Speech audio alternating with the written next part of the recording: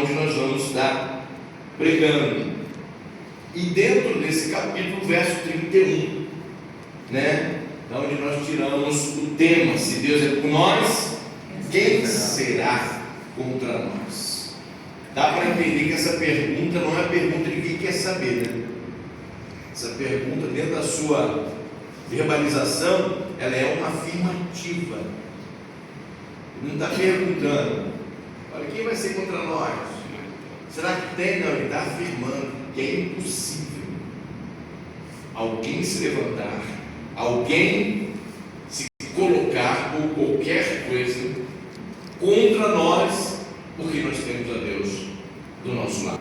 Então é uma afirmativa de fé. Esse é um dos textos preciosíssimos da palavra de Deus, queridos, e nós precisamos entender isso para vivermos mediante essa fé que nos move e que nos leva além das circunstâncias, além do momento, além da situação que muitas das vezes quer imprimir em nosso coração de que não vai dar certo, que não vai acontecer. E às vezes a gente precisa trazer essa essência da verdade, das promessas de Deus, e estabelecer essas verdades dentro do nosso coração e dizer mesmo, pela fé: não vai dar certo, vai dar certo, eu creio, eu creio, eu creio.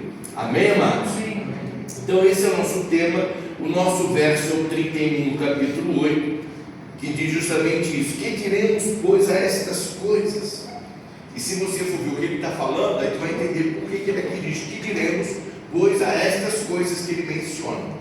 Se Deus é por nós, quem será contra nós? Dentro desse capítulo 8, eu quero passar para vocês a ideia, eu até coloquei aqui, de uma jornada de afirmativas, de situações em que Paulo nos coloca pela fé para crermos. E dentro dessa jornada que Paulo discorre aqui no capítulo 8, nós temos coisas aqui tremendas, e que nós precisamos aprender, que hoje não é o caso, não vou falar. Cada ponto aqui tem uma doutrina bíblica, mas não é o caso hoje. Mas só para a gente ter noção dessa jornada do capítulo 8, que Paulo bombardeia a gente com essas informações. Diz assim, coloquei para vocês, se quiser colocar aí um por um aí, vai colocando aí, tá? Essa parte que de repente seria interessante. Não vou ler os textos, não vou ler os versículos, só vou ler o versículo do capítulo 8 que está ao lado. Ele começa dizendo o seguinte: nenhuma condenação há para aqueles que estão em Cristo. Você pode dizer glória a Deus por isso? Glória a Deus. É uma afirmativa: nenhuma condenação há para quem está em Cristo Jesus. Então, teríamos que estudar a doutrina daquilo que nos condenava e entender por que em Cristo não estamos mais condenados. Então, ele vai afirmando isso. O ponto 12 ele fala: libertação da lei do pecado e da morte, no verso 12. O que é libertação da lei do pecado? Vocês vão entender rapidinho. A lei do pecado é: a alma que pecar, essa morrerá. Isso é a lei. Deus lá no começo falou: se comer, vai morrer.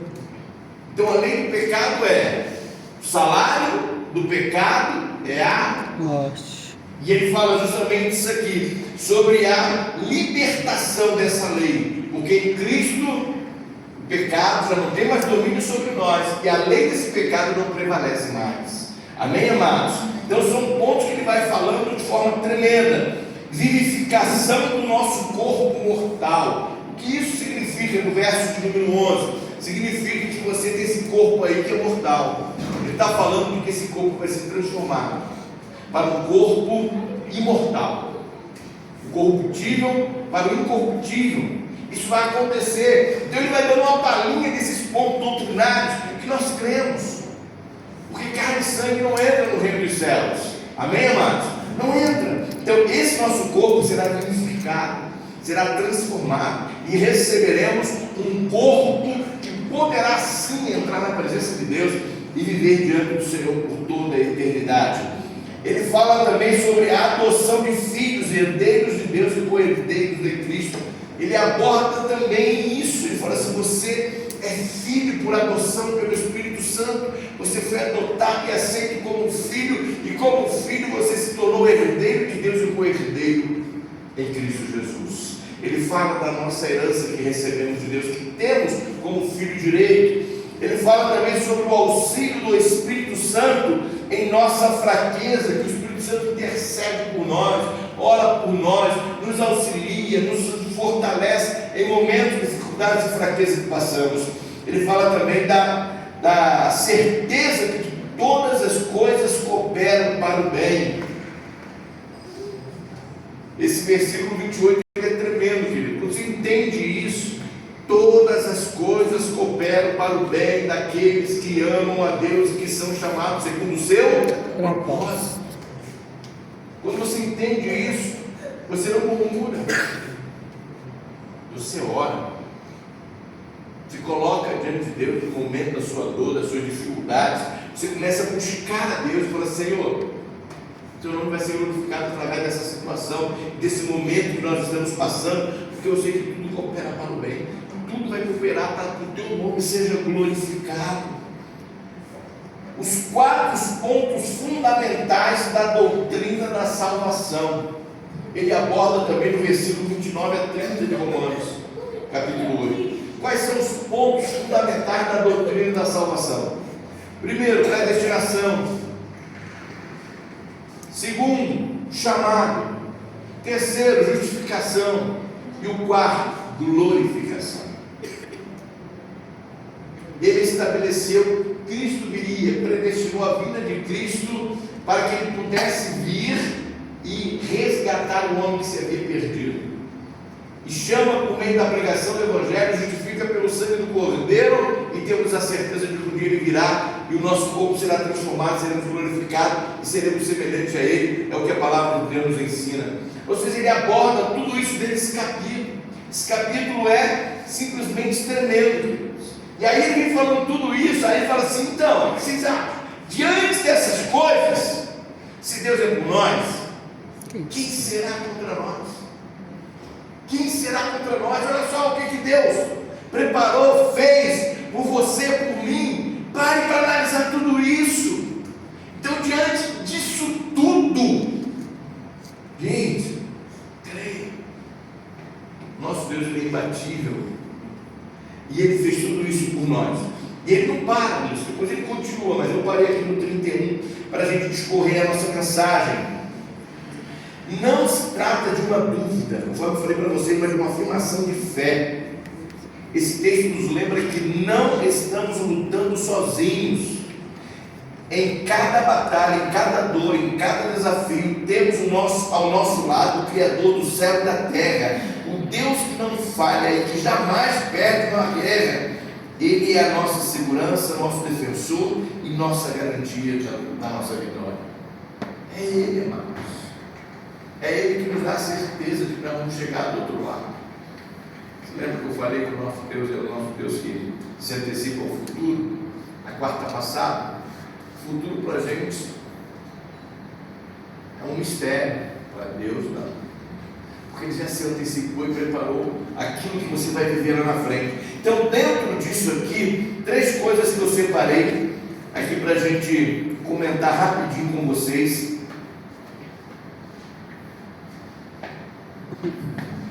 Estou sem relógio hoje, né? Que bênção! Uhul, até meia-noite. Não tem relógio?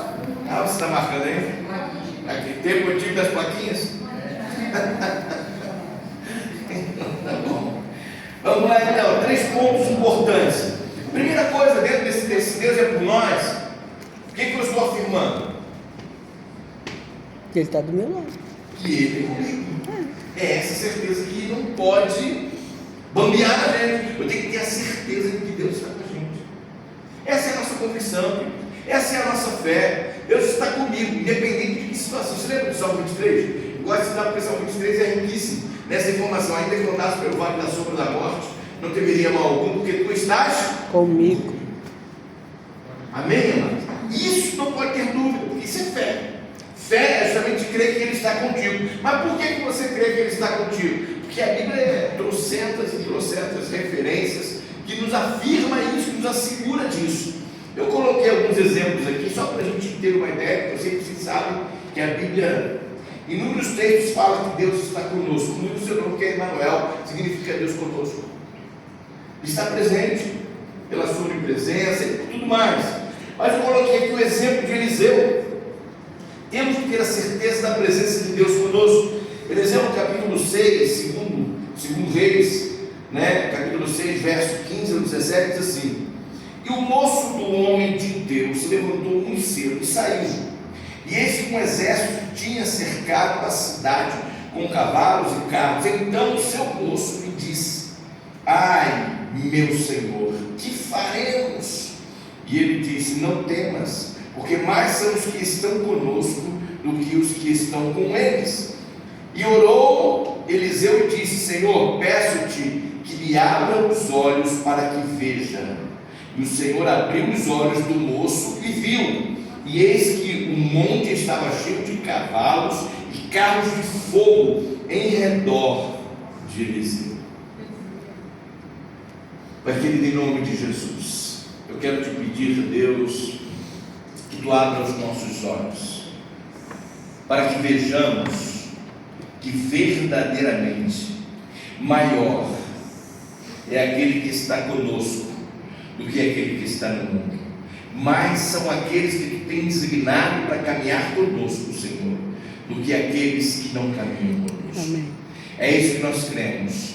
Por isso nós te pedimos: abra os nossos olhos, não nos permita fazer como Geazi, que só ficou olhando para os inimigos, para o exército da Síria, Senhor, e não conseguia enxergar o teu exército.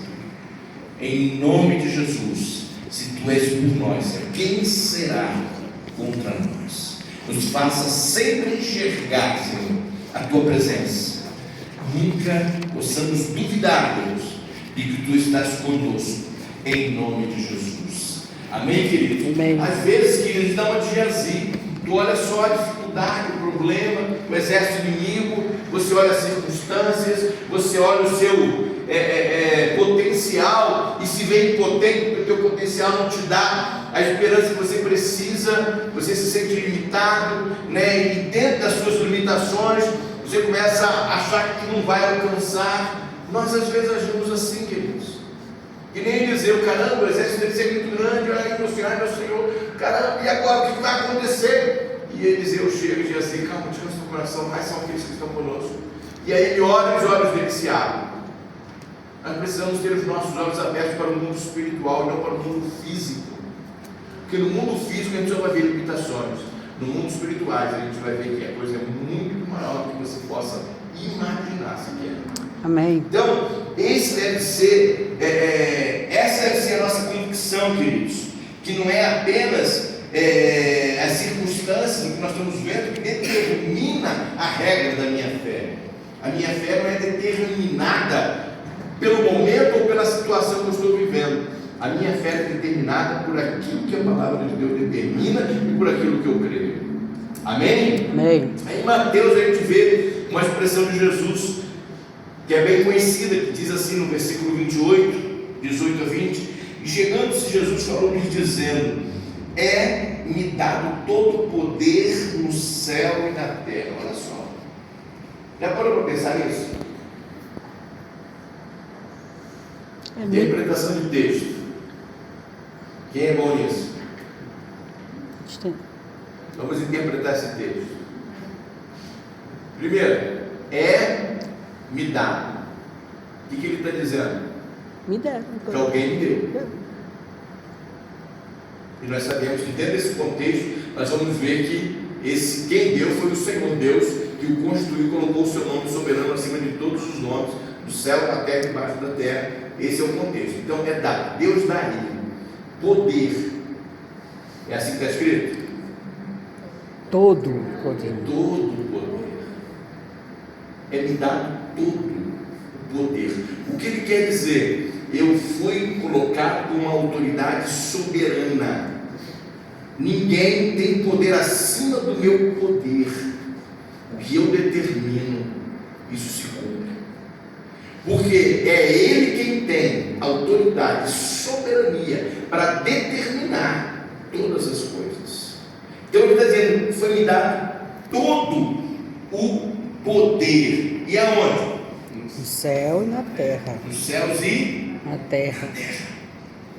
Ele está dizendo, quanto aos seres espirituais, quanto aos anjos, contra todo o principado, contra toda a potestade, contra qualquer coisa que você possa imaginar no mundo espiritual, foi-me dado todo o poder. E na terra, fala da humanidade, sobre reis, sobre governos, sobre presidentes, sobre nações. Ele está dizendo que todo o poder na terra, ele gerencia isso, ele governa isso, ele tem esse controle de todas as coisas. Amém, amados? Amém. Todo o poder, está falando de poderes que estão debaixo do seu poder. Por isso, Pilatos, quando falou para ele assim, tipo assim, cara, tu é o mesmo rei dos judeus? Estão dizendo isso por aí, né? Aí ele fala assim, tu não sabe que eu tenho poder para te mandar matar, e tenho poder para te mandar soltar. Quando Pilatos fala isso para Jesus, o que Jesus fala para ele? Nenhum poder tu terias sobre mim, se do alto não te fosse dado. Jesus está dizendo, tu não tem poder sobre mim, você está aí para cumprir uma função que o meu Pai determinou. Por mais, em outras palavras, aí vem o César falando, né? Por mais que você queira me soltar, você não vai poder, porque chegou a minha hora de morrer naquela cruz. Por isso, em João capítulo 10, verso 17, ele diz o seguinte: ninguém tem poder para tirar a minha vida. Ele está dizendo, eu tenho esse poder para entregar, e tenho poder para depois tornar a tomar. Esse mandamento eu recebi de meu Pai. Dá para entender isso, queridos? Por isso, se o Senhor é por nós, quem será contra nós? Amém. É nisso que nós precisamos crer. Está na mão dele todo o poder. Portanto, ide ensinai. Ele está dizendo isso, portanto, ide ensinai todas as nações, batizamos em nome do Pai, do Filho e do Espírito Santo, ensinamos a guardar todas as coisas que eu vos tenho mandado, e eis que eu estou convosco em toda e qualquer circunstância difícil que você passar nessa vida. Eu vou estar lá, é isso? É assim que está lá?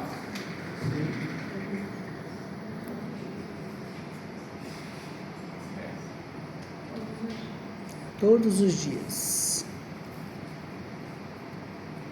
Como é que está escrito? Estarei convosco todos os dias. Independente Do dia, da hora, do da momento. situação, das circunstâncias. Independente se você está numa praia, está curtindo, está passeando, está no hotel relaxando, está em casa, está dormindo, se está passando uma luta, uma dificuldade, se a tua conta naquele dia está vermelha, ou se está sobrando dinheiro, fala comigo depois do culto. Independente. Independente, eu estou com vocês todos os dias. Esse todos os dias não é apenas uma questão de agenda, sabe? Não, está dizendo, em toda e qualquer situação da sua vida, eu estarei lá. Amém. Estarei lá. É isso que ele está dizendo. Então, a primeira coisa, nós precisamos ter a certeza de que o Senhor está conosco, para a gente dizer, se Deus é por nós, quem será contra nós? A primeira coisa é, eu tenho que ter certeza disso, que Ele está comigo, porque se eu tenho essa certeza, eu consigo romper. Amém? Amém. Então eu quero dizer para você que você não está sozinho. Amém. Diga para a pessoa que está do seu lado aí. Você não Você está não está sozinho. sozinho. Você não está sozinho. Eu estou aqui do teu lado, agora dizer para ela. Aqui do seu lado. Você não está sozinho, querido. Deus está com você. Deus caminha com você. Mais que isso, Ele habita em você. Se eu for ficar falando só disso aqui, é muita coisa, muitos textos que nos assegura que Deus está conosco. Amém? Amém. São os tempos de habitação da presença da Trindade.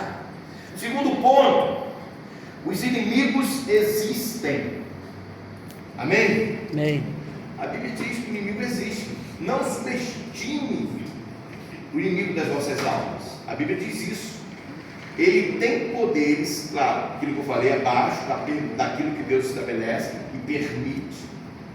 Poder até mesmo para se passar por um anjo de luz. E qual é a proposta de se passar como um anjo de luz? O texto diz: para que, se possível, enganar até os escolhidos. Entende?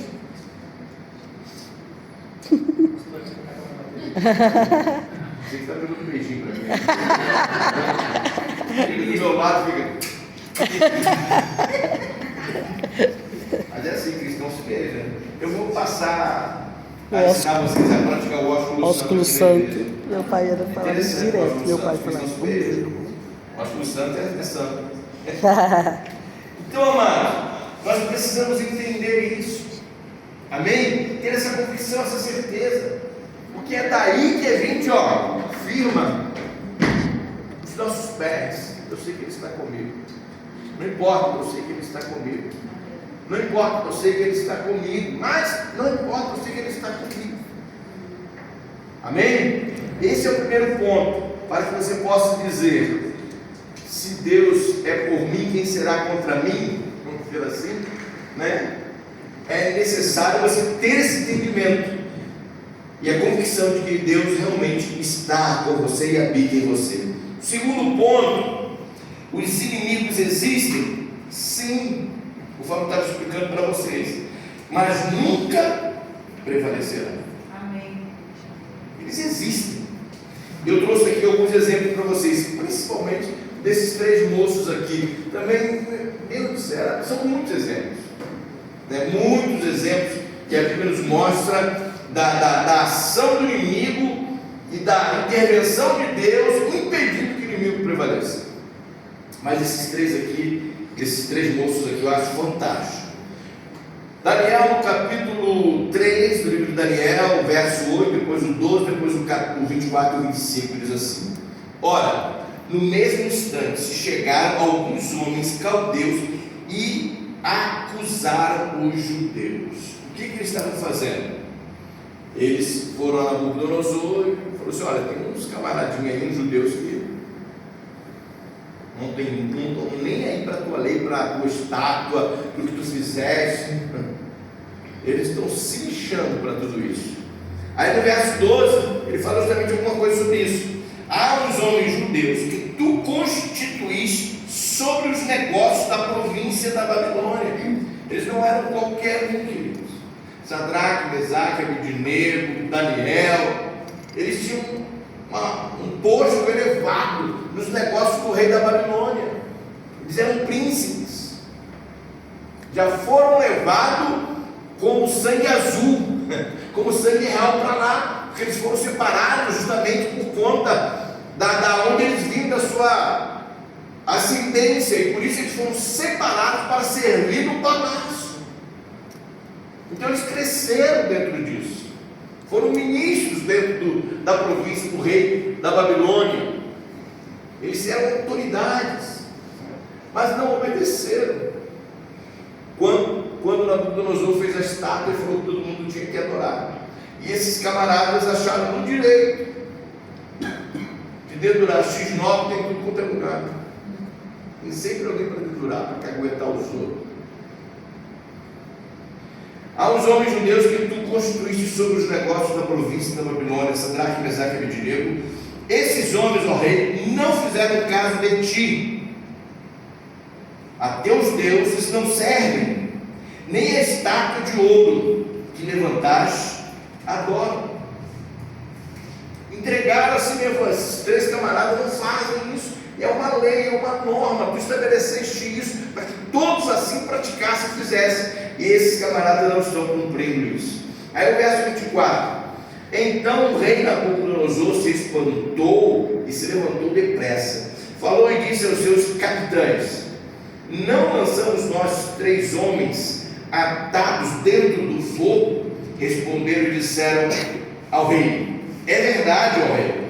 Respondeu e disse: eu, porém, vejo 4 homens soltos que andam passeando dentro do fogo, e nada há de lesão neles, e o aspecto do quarto é semelhante ao filho dos deuses. O que está acontecendo? Vocês conhecem a história? Quem conhece essa história aqui?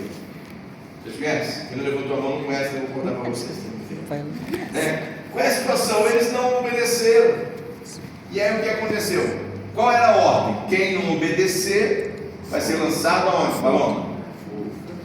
Na fornalha de fogo. Aquecida quantas vezes mais? 7 vezes. Vai ser aquecida 7 vezes e eles vão ser lançados lá dentro.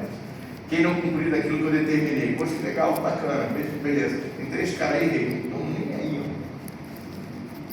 Manda chamar. Vocês não vão fazer não? Não vamos não. Não vão adorar a estátua? Não vamos também. Vocês não sabem que eu... Sabemos que pode nos lançar lá, sabemos que pode acabar com a nossa raça. Mais ou menos isso. Isso era o papo que estava rolando. Ele falou, mas se eu determinar matar vocês, quem é que vai salvar vocês? Aí ele, ó, sobre esse negócio, quem vai nos salvar? O nosso Deus. Pode ter certeza, se Ele quiser, nem você nem ninguém mata a gente. Se Ele quiser, Ele nos salva da tua mão, porque Ele é muito mais poderoso do que você, do que seus deuses. Ah, é mesmo? É. Agora só tem um problema, amigo. Se Ele não quiser também, a gente vai virar churrasqueira, a gente vai morrer.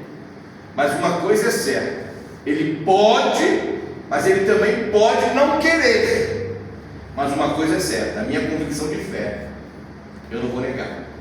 Eu vou adorar a Ele, ponto, e a sua imagem, jamais eu vou me curvar diante dela. Amém. Ele falou assim, caramba, é isso mesmo? E aí entra nesse contexto. Pega os 3, amarra, jogam dentro da fornalha de fogo, e daqui a pouco, quando ele olha assim, os caras que estavam amarrados já não estavam mais amarrados, eram 3, já eram 4, e ele se espanta com aquilo. O que está acontecendo? Não são os 3? Os capitães, foi, tem 4, eles não estavam amarrados? Sim, eles estão soltos. É aquilo que a gente diz, né?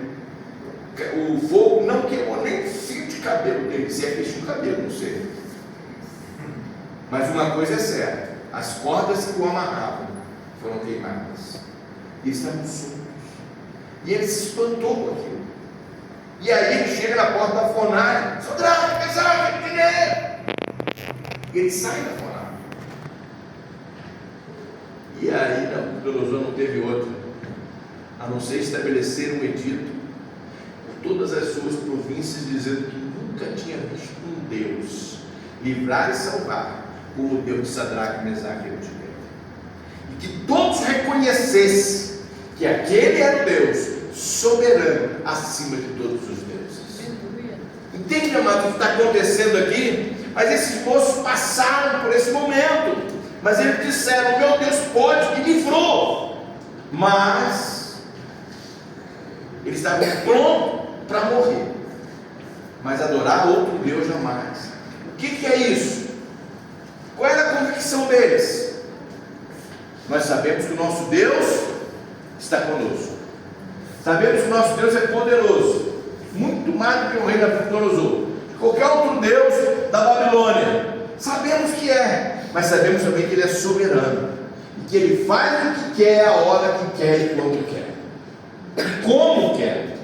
E diante disso eles estavam firmes, não, meu Deus está comigo, e se Deus é por nós, ponto. Chegou a hora de levar a gente, vai levar, mas meu Deus jamais deixarei de adorar. Essa é a convicção que nós temos que ter. E aí os inimigos estavam lá, os dedos duros estavam lá, denunciaram Nabucodonosor, aprontaram para eles, tentaram tirar a vida deles. Os inimigos existem, queridos. Vão ter gente que vão tentar dar rasteira da gente, vão ter gente que vão tentar, sabe, fazer coisas para nos detonar, para acabar com a gente. E aí, como é que o pessoal fala? As mulheres, a mulher querendo assim, negócio de ombro, como é que é as mulheres aí? Como é que você quer as mulheres mais? Quando alguém está falando assim, a mulher mostra o ombro, né? Faz assim, ó. Tô nem aí. Tô nem aí, não tem negócio da mulher? Tô Tem. nem aí. Tô nem aí, cara, para que as pessoas dizem, falam ou planejam. Querido, eu falo isso aqui sem soberba, procura entender isso aqui, não é soberba, não é. Entenda isso, por favor, para a gente não sofrer pressão, sabe, no mundo espiritual e se desestabilizar, vamos dizer assim, né? Ficar meio que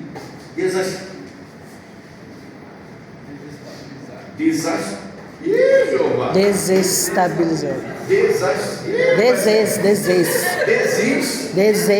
Desestabilizar. Caramba.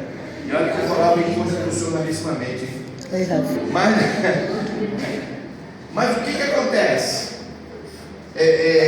Dentro do que eu estou querendo falar para vocês, é para vocês entenderem o seguinte: tem gente que fala assim, querido, por favor, tá? Claro, eu já estou no evangelho há muito tempo, a gente conhece, passei muita experiência, tudo isso conta, mas entenda o que eu quero dizer para vocês.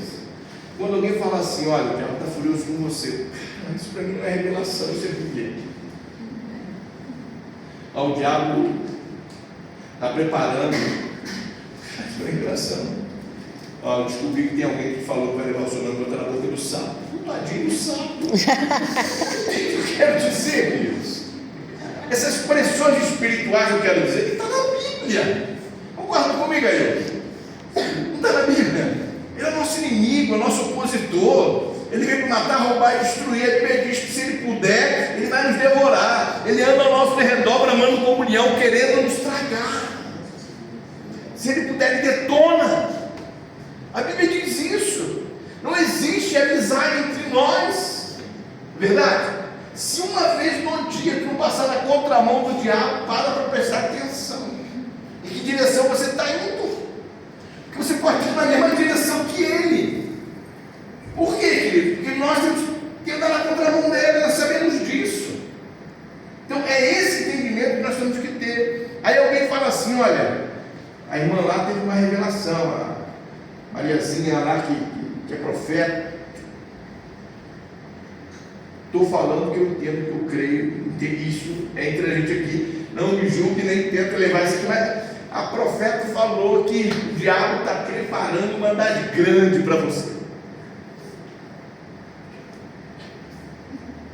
E daí? Eu com isso, eu quero mais que me arranque as calças pela cabeça. Por que, pastor, tu fala assim? Porque a Bíblia diz que ele é o nosso inimigo. A Bíblia diz que ele vai tentar me destruir, acabar com a minha vida, com o meu casamento, com o meu ministério, com a minha família, com meus filhos. A Bíblia diz que ele quer fazer isso. Então eu não preciso que alguém tenha uma revelação para dizer. Ih, não estou conseguindo enxergar, estou sem óculos. Não, fica lá. Desculpa dizer que eu estou vendo. Sim. Então, amados, a gente precisa entender isso, sabe? Porque tem gente que fica apavorado. Tem gente que fica apavorado. Quando alguém fala assim, pastor, eu só acredito que macumba pega em mim? Não. Em mim não pega, querido. Mas por quê? Sou imune a macumba? Não. Mas o meu Deus, sim, ele habita em mim. Em mim não pega. Por quê? Porque eu não estou à disposição de Satanás para ele fazer o que quer da minha vida. Para ele triscar em mim, Deus tem que permitir isso acontecer. E vai ter um propósito para isso. E aí louvado seja o nome do Senhor. Que nem aquela história da velhinha que estava orando, né? Que estava querendo comer, não tinha que comer em casa e tal. Aí o empresário ateu lá da cidadezinha pegou o funcionário dela, mandou lá uma cesta básica, leva lá para aquela irmãzinha lá e tal, tá.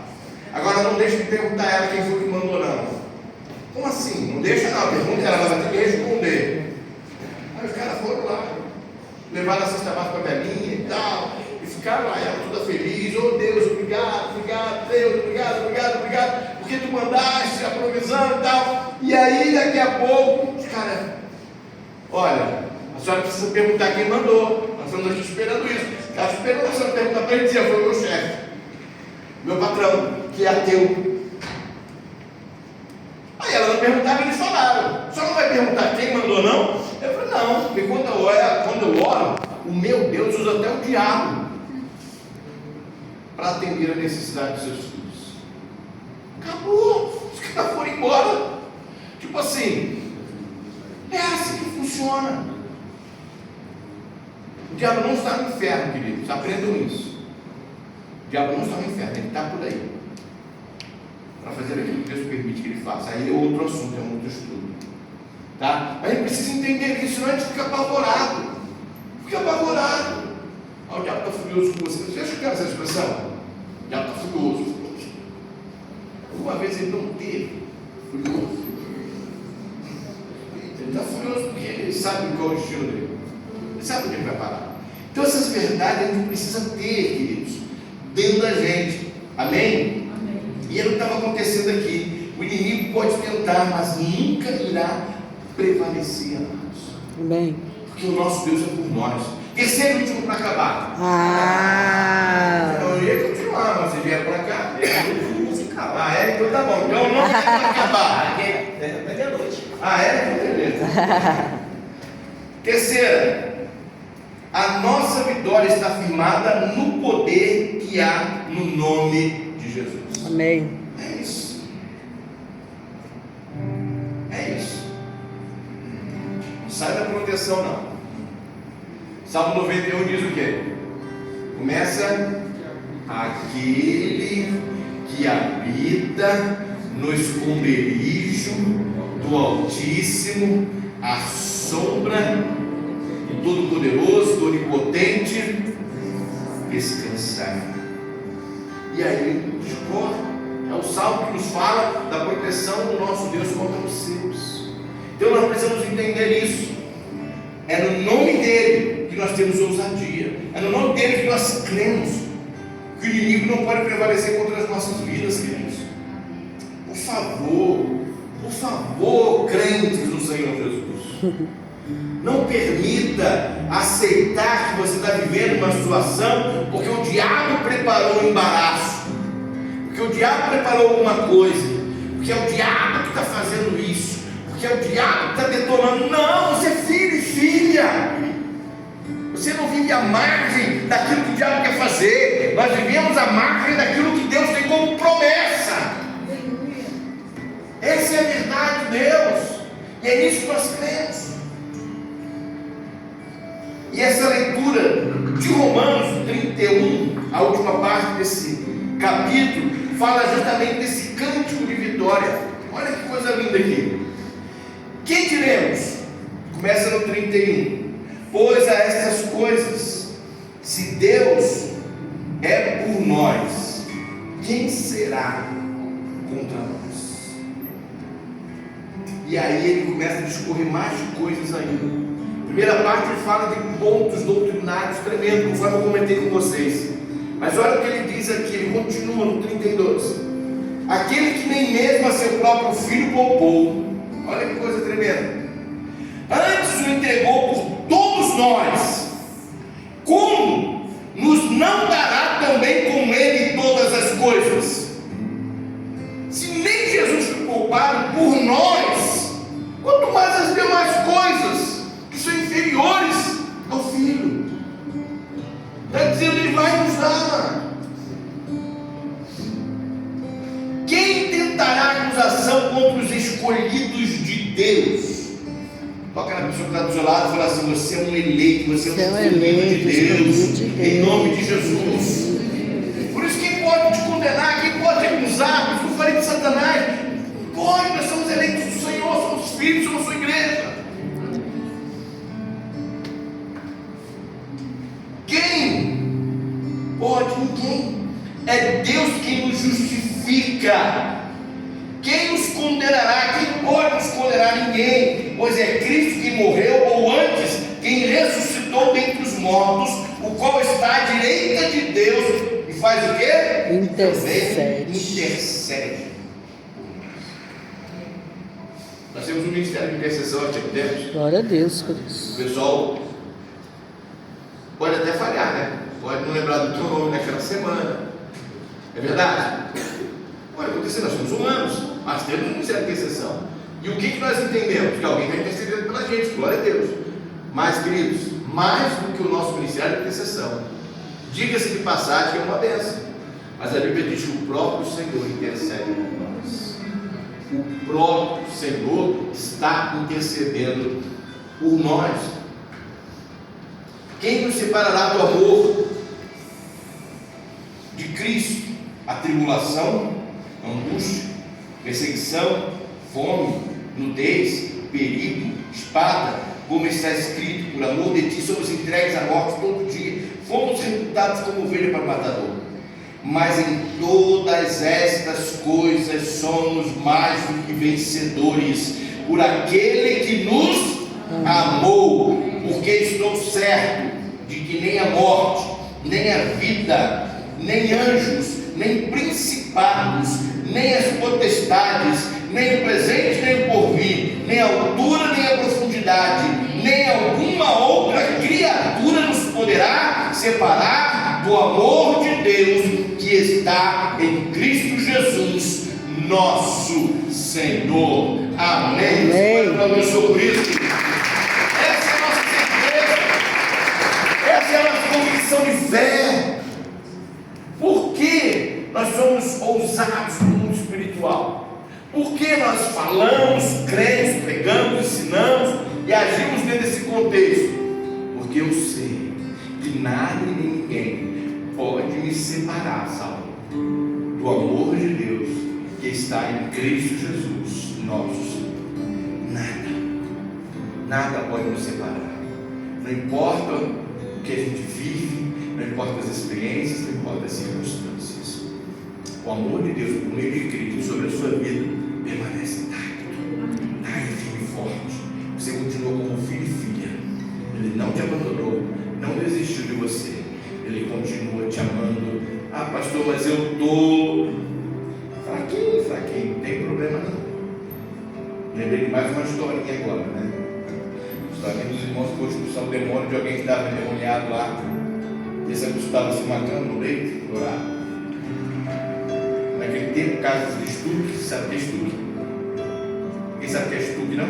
É do meu tempo, não. Pau a pique, barro, monta de bambu, de madeira, vem com barro, blaf. Aí foi lá, lâmpadazinha, aquela do bocalzinho, que tu ligava aqui. Aí na hora que ele foi expulsar o demônio da vida da pessoa, em nome de Jesus, isso é brincadeirinha, em nome de Jesus te expulso, sai dele, meteu a mão no bocal, ele meteu a mão no bocal, sai dele e sai de mim também, tomou um choque, sai dele e sai de mim também, não vem não. Amado, nós precisamos entender, queridos, que essa é a verdade, nada, nem principado, nem potestade, por isso que eu falo, nós somos propriedades exclusivas de Deus, e a Bíblia diz que por conta disso o maligno não lhe toca. É nessas verdades que eu me firmo, sabe? É nisso, eu não me firmo pela situação, eu me firmo por aquilo que a palavra de Deus me ensina, e aí eu vou encarar as circunstâncias da vida. É dentro desse contexto que nós caminhamos no nome de Jesus.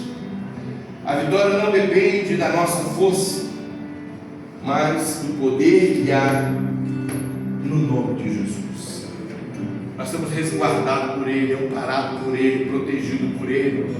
Ele é o nosso escudeiro, Ele é a nossa proteção, Ele é o nosso esconderijo, Ele é a nossa rocha, Ele é tudo que nós precisamos. Por isso, amados, diante, poderíamos escrever muito mais coisas, disso que falamos, muito mais outras que a Bíblia nos relata. Eu tenho essa convicção: se Deus é por nós, quem será contra nós? Quem? Ninguém. Por isso, em nome de Jesus, se você crê nisso, dê um forte aplauso ao Senhor.